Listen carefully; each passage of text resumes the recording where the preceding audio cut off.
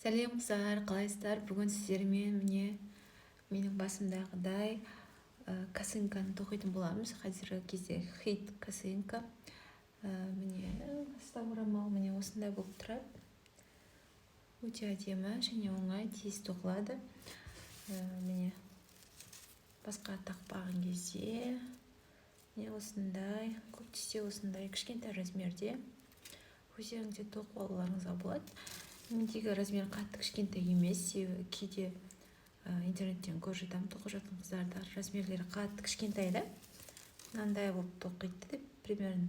Ал менде кішкене үлкендеу, өздеріңіз көріп тұрғандай, арт жағы да ұзындау болып келген. Қатты кішкентай емес, средний размерде. Бірге болыңыздар, соңына дейін қараңыздар, және де маған қолдау білдіріп кетулеріңізді сұраймын. Сәлем қыздар, қалайсыздар? Бүгін сіздермен міне осындай орамалды тоқып үйренетін боламыз. Тоқылу жолы өте оңай, ешқандай қиындығы жоқ. Қазір сіздерге қалай тоқылады көрсетем. Менімен бірге болыңыздар. Қыздар, мен Ализа Дива деген жіп менде мына жақта тұрған. Осы жіп менде 106 свет менде мына жақтағы. Осындай. Так, мына жерде не айтылған? Мына жерде деген міне 1,3 мм крючокпен тоқуға болады, 2,5 мм спицпен тоқуға болады деп айтылған. 30 градуспен жууға болады деген сияқты өзінің инструкциясы жазылған. Осы жіптің осы екі жіппен қосып мен тоқитын боламын. Мен 3 мм крючокпен тоқимын. Ең алдымен біз осылай круг жасаймыз. Қатты круг үлкен болудың маңызы жоқ. Осылай жасайсыздар. Сосын осылай 1, 2, 3, 4, 5. 1, 2, 3, 4, 5. Бесеуін тоқимын. Тағы плюс мынау бізде просто олбиктің орнына. 1, 2, 3, 4, 5, 6, 7, 8, 9, 10. Вообще 10 жасадық. 1, 2, және де 3-ін істейсіздер де крючокқа. Мына жаққа осылай кіргіземіз да. 1, 2, 3, мынау бізде 4-шісі. Бізде осылай болып шығады. Сосын астын осылай тартасыздар. Осылай тартқаннан кейін бізде асты шығады. Енді 1, 2, 3, 4, 5. Енді айналдырасыздар. Жаңа былай тұрды ғой, енді былай тұрды. Енді мынаны былай айналдырасыздар. Енді қазір бізде мынада бөліп тағы 10-ын тоқисыздар. 1, 2, 3, 4, 5, 6, 7, 8, 9, 10. Енді бүйтіп тұрғанда былай айналдырасыздар да. Дәл ортасына столбик. Осылай кидіммен осылай тоқисыздар. 1, 2, 3, 4, 5, 6, 7, 8, 9, 10.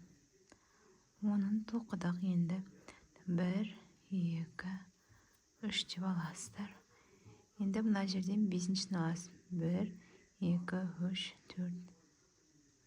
5-шіні аласыздар. бесіншісі асты.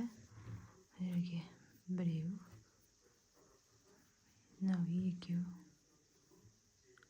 үшеу, мынамен міне төртеу. Міне осындай асты осындай болып шығады. Мен мына жерден сізге көрсетіп жіберейін. Қараңыз, мынау бізде асты. Мына біреу, екеу, міне бір, екі, үшеу, бір, екі, үш, төрт, бір, екі, үш, төрт, бес. Осылай жоғары қарай үлкейе береді.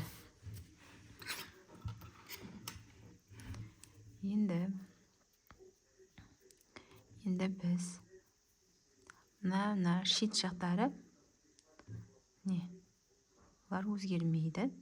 Енді біз не істейміз? Жаңағындай 11-сында 1, 2, 3, 4, 5 дейміз. Енді 10-ын тоқимыз. Тағы 1, 2, 3, 4, 5, 6, 7, 8, 9, 10.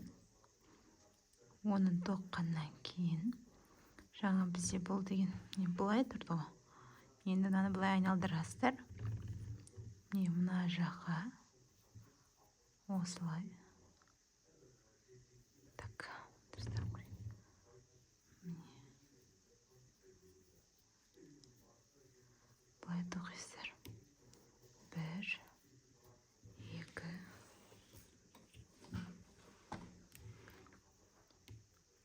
3, 4, 5, 6, 7, 8, 9,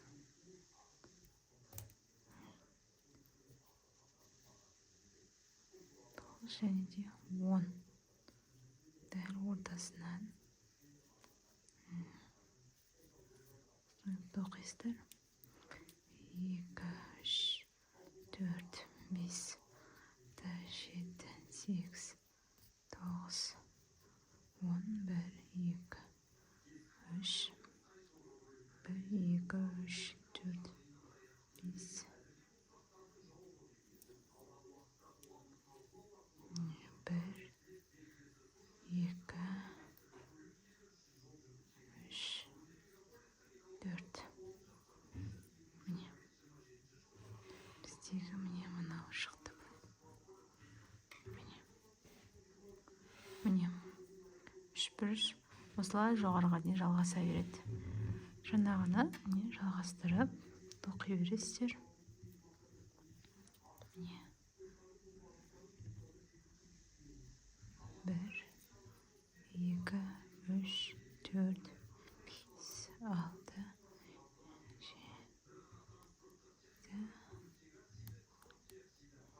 7, 8, 9, 11, 13, 15.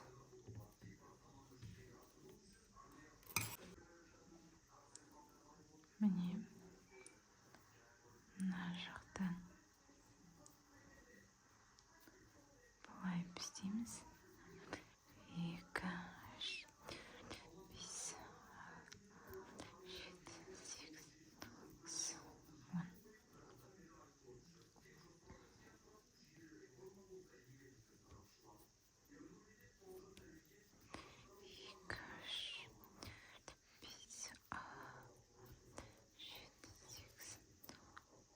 10.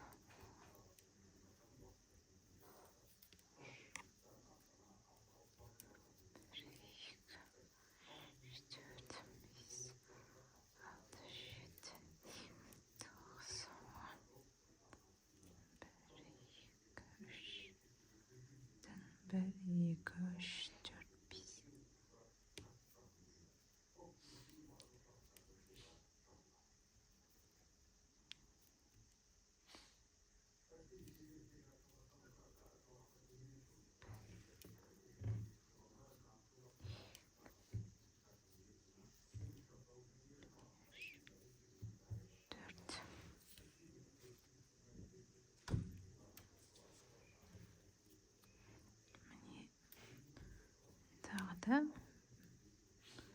2, 3, 4, 5.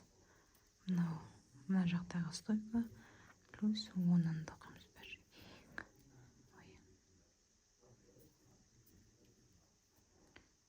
2, 3, 4, 5. 1, 2, 4, 5, 7, 8, 10. Айналдырамыз. 1,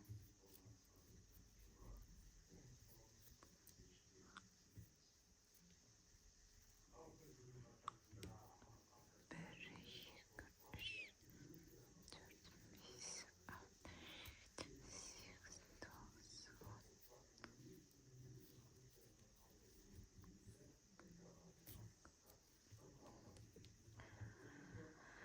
Міне осылай тоқып жалғастыра бересіздер. Өзіңіздің қалаған размеріңізде. Қараңыздар қыздар, мен міне тоқып болдым. Осындай болып шықты менде. 1, 2, 3, 4, 5, 6, 7, 8, 9, 10, 11, 12, 13, 14, 15. Шамамен 15 рядтай тоқығанмын. Міне көк түсімен сіздерге салыстырып көрсетейін. Міне. Бұдан кішкентайлау қылып та тоқсаңыз болады, үлкендеу қылып тоқсаңыз да болады, шал қылып тоқсаңыз да болады. Енді біз жоғарғы жағын тоқып бітіретін боламыз қазір. Қараңыздар.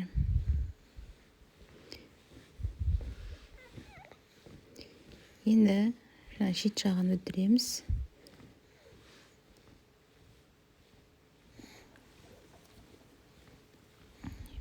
1, 2, 3, 4, 5-сіне барамыз. 5-ші ілмекке барамыз да.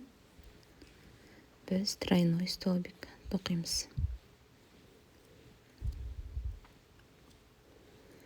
3 еселенген баған тоқимыз, яғни екіншісі және де үшіншісі. Осындай баған тоқимыз. Енді тағы біз 5 ілмек тоқимыз. Міне. Қараңыздар, енді біз міне дәл ортасынан істеуіміз керек. Қазір тоқуымыз керек столбик безнакиді. Енді біз тоққан столбиктерімізді жаңағы біз 10-ын тоқтық қой, енді соны қысқартамыз. Примерно 2-ін алып тастайсыздар сіздер тоққандарыңыздан. Мысалы 10-нан 2-ні алғанда 8, бізде міне осындай полу ромбиктер шығу керек, жартылай ромбиктер. Жаңа бізде қараңыздар, ромбиктер шықты. Енді полу ромбиктер шығу керек. Біз енді 2, 3, 4, 5, 6, 7,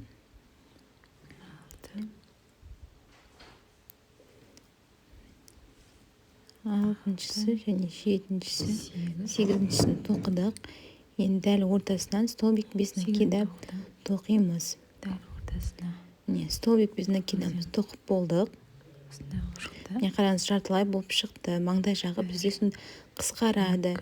Тағы да 8-ін тоқисыздар. 8 ілмек тоқимыз. Енді тоқып болғаннан кейін дәл ортасынан столбик безнакидамен осылай қосамыз.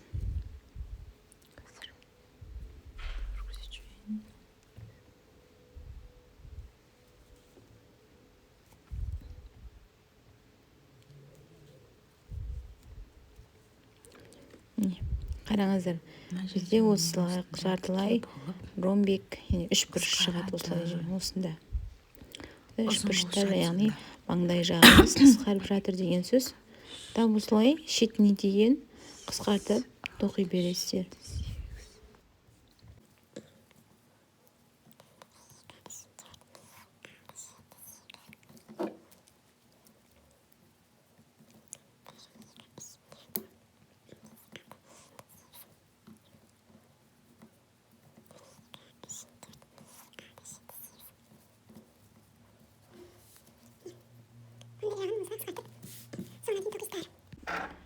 Міне қараңыздар, мынаяқтың барлығы осындай полуромбик болып қысқарады. Енді не істейміз? Енді бір столбик бір воздушная петля тоқимыз да. Енді осындай 1, 2, 3, 4, 5, 6, 7, 8-ін тоқисыздар. Міне осындай қылып. Сосын дәл ортасынан солай біреуін тоқисыздар. Қайтадан 1,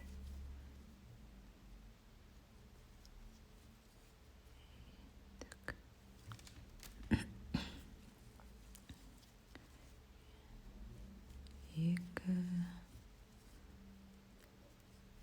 3, 4, 5, 6, 7, 8.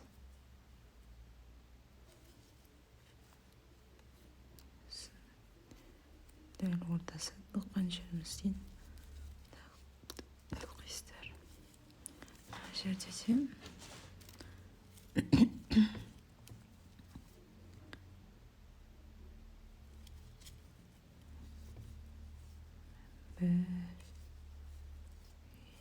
2,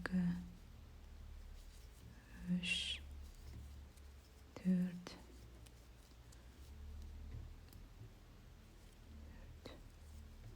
5, 6, 7, 8. 8 таққаннан кейін дәл ортасына тағы осылай тоқисыздар. Осылай до конца тоқып жалғастырып кете бересіздер.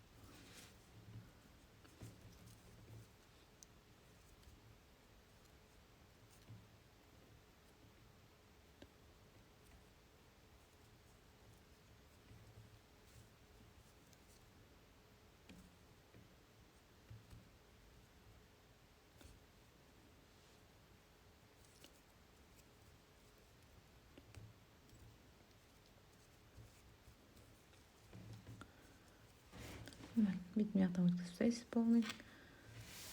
Осымен